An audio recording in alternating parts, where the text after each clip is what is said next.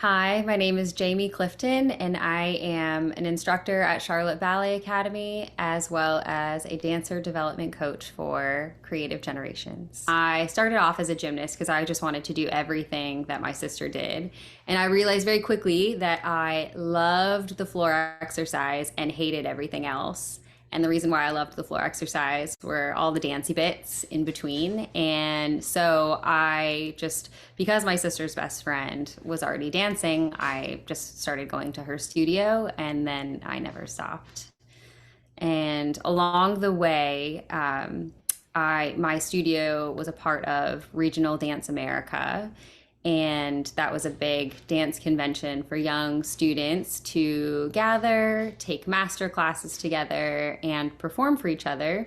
And this teacher grabbed this orange and said, "We're going to dance with this orange. We'll start with you," and handed it to one of the other dancers. And he said, "Oh, you will start with a penché, and then you can," and then we had to improv with this orange. And he would just sort of pass it from one person to another.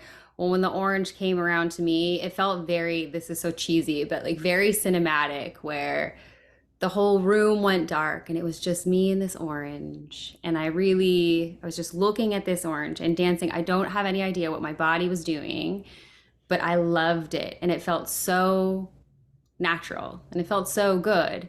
And then that feeling in me was immediately validated by the teacher stopping the class and asking everyone to sit down and watch me dance with this orange. And that was like, oh, this is it. This is for me. This is what I'm going to do. It was huge. One of my favorite performances classically would be Romeo and Juliet. I love the Prokofiev score, and I love how deeply feeling that whole character of Juliet is, the whole experience of youth and love at first sight and struggle, going against what your family wants for you. All of these concepts still feel pretty relevant now. One of the other pieces of work that I have enjoyed dancing so much is a ballet by Jiří Kylián called Forgotten Land. And that ballet was created the year that I was born, actually. And while we were performing that ballet, I was pregnant with my first child. And it felt very special to be growing life inside of me while dancing this ballet. I started as a trainee with American Repertory Ballet right after graduating from high school. And after 1 year as a trainee, I was then hired into the main company. And then the following year, I got a job with Ballet Met in Columbus. And I was there for about 7 seasons and was given a lot of opportunities to dance lead roles in ballets like Romeo and Juliet, Swan Lake, Nutcracker, Sleeping Beauty.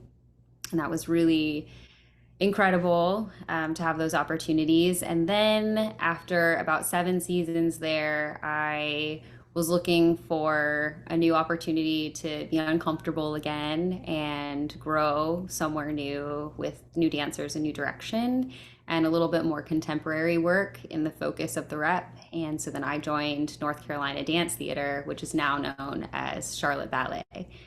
And I completed my career there as a principal dancer, and after dancing for about, I want to say, 7 seasons there as well.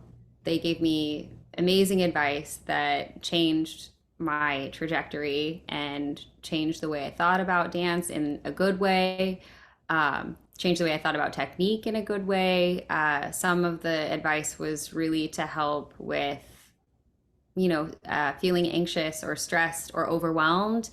And all of that beautiful information helped me so much that I want to share it with the next generation of dancers. I want to pass along all of those tools, whether they're technique tools or artistry tools or just personal human tools. I would like to share those with anybody that's looking for more information or is looking for any sort of guidance. When you're happy and you're laughing, you feel so much more open to doing more. There's more energy in the room. It just feels better to work like that with joy than like the oppressive nature of fear. Fear never worked for me.